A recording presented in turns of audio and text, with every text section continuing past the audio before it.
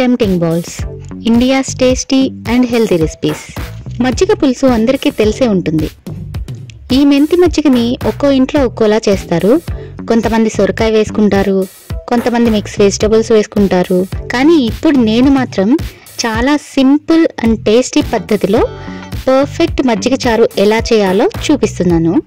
ఈ స్టైల్లో ఒకసారి ట్రై చేయండి, చాలా బాగుంటుంది. మరి ఈ మెంతి మజ్జిగని ఎలా చేయాలో చూద్దామా?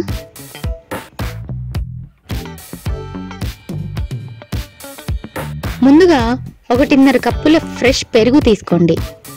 దీన్ని విస్కర్తో కానీ మజ్జిగ కవ్వంతో కానీ స్మూత్గా చిలకండి. ఇప్పుడు ఓ 1/2 కప్పు నీళ్లు పోసి కలపండి. మరీ పల్చగా కంటే కొంచెం చిక్కగానే బాగుంటుంది ఈ మజ్జిగ పులుసు. దీనిలో 1.5 tablespoon salt, 1/2 teaspoon పసుపు వేసి ఓసారి కలపండి.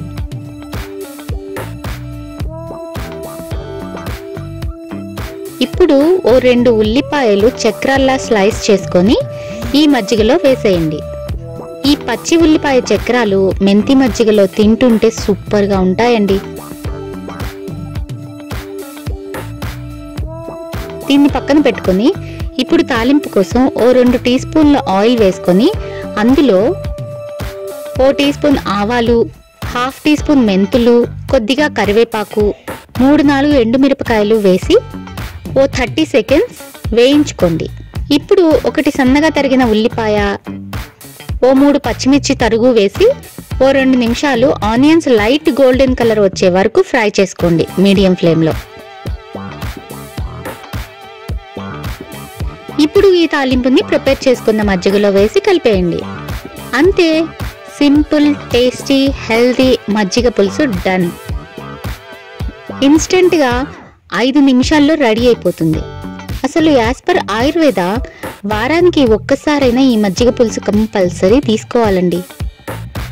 మరి మీరు కూడా ఇలాంటి పాతకాలపు హెల్తీ ఫుడ్ చేసుకొని హెల్తీగా ఉండండి. మీరు ట్రై చేసి ఎలా ఉందో మాకు కామెంట్ చేయండి. అలాగే మీకు ఏదైనా రెసిపీ చూడాలనిపిస్తే కూడా కామెంట్లోనే మెన్షన్ చేయండి. మరి సబ్స్క్రైబ్ చేసుకోవడం మాత్రం మర్చిపోకండి. అలాగే మా ఫేస్బుక్ ఇంకా ఇన్స్టాగ్రామ్ పేజెస్ని కూడా ఫాలో అవ్వండి మరిన్ని రెసిపీస్ కోసం. Thanks for watching. బాయ్.